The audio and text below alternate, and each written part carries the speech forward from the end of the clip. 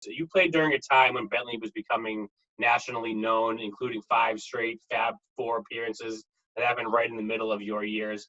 Can you talk about the impact Coach Stevens had on this success in her early years at the helm of the Falcons? Sure, Mark. You know, Coach Stevens was just a passionate student of the game.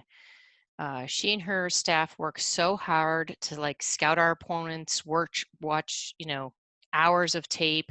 I always felt as a player we had an advantage. We knew who the best players were. We knew what hand they dribbled in. We knew what their favorite move was. And in my particular position as a point guard, as soon as they called out a play, I yelled it to my teammates behind me. We knew all their plays, and the other teams would be like, "Wait a minute, they just called out our play." And I think her confidence that she instilled in us that if we're prepared, if we're students of the game as well, we can beat anybody. And in a school like Bentley, where you have really demanding academics, if we had to change our game plan, we could pick that up really quickly. So I think it was her preparation and how she instilled confidence in us that really made us successful, because we went into the game and we felt like we were already 10 points ahead. What was your reaction to hearing the news just this past week that Coach had in fact retired and stepped down from the position at Bentley? And I think you never want to see a legend leave the game. But at this time, she's had so many amazing milestones, Final Four appearances, a national championship, with which most of my class went out to Erie, Pennsylvania, and saw, selection into the 2020 Basketball Hall of Fame. I'm right next to Springfield, Mass. We had many calls with her about preparing for that and what we could do to make that a special time for her here out in Springfield.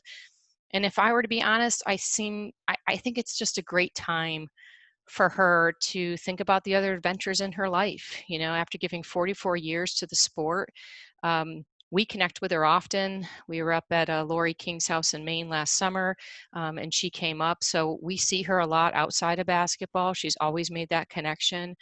And of course, you don't want to ever see someone leave, but I'm very, very happy for her and happy for her to move on to new adventures in her life. And we told her she needs to get a much better golf game. So, So a funny time to work on that now. Huh. yeah, yeah. And what is your fondest memory of playing for Coach Stevens? I thought about this and I wrote down like 9 things, and it all came back to one thing, and that's just a class act. Whether it was a tight game and us not executing things, she would take a deep breath, she'd come into the huddle, and we get to work. If somebody had a personal challenge, something with school, she just always held us in the utmost integrity and was a class act in everything she did. And I think we as young women saw that even when things are difficult, even when things are tough, even when you have challenges that perhaps seem insurmountable, you cannot change who you are. You have to be acting with integrity. You have to have class, because you represent something more than yourself. And I think for me, the word class act, that's just how I describe her. The fact that she wanted us all to know ahead of time, that's a class act. you know um, I saw C said in an article, I don't have the glare and the stare. I could have said that, but at the end of the day, having graduated so long ago, she is still someone that I admire. She's been a mentor to me in the business world.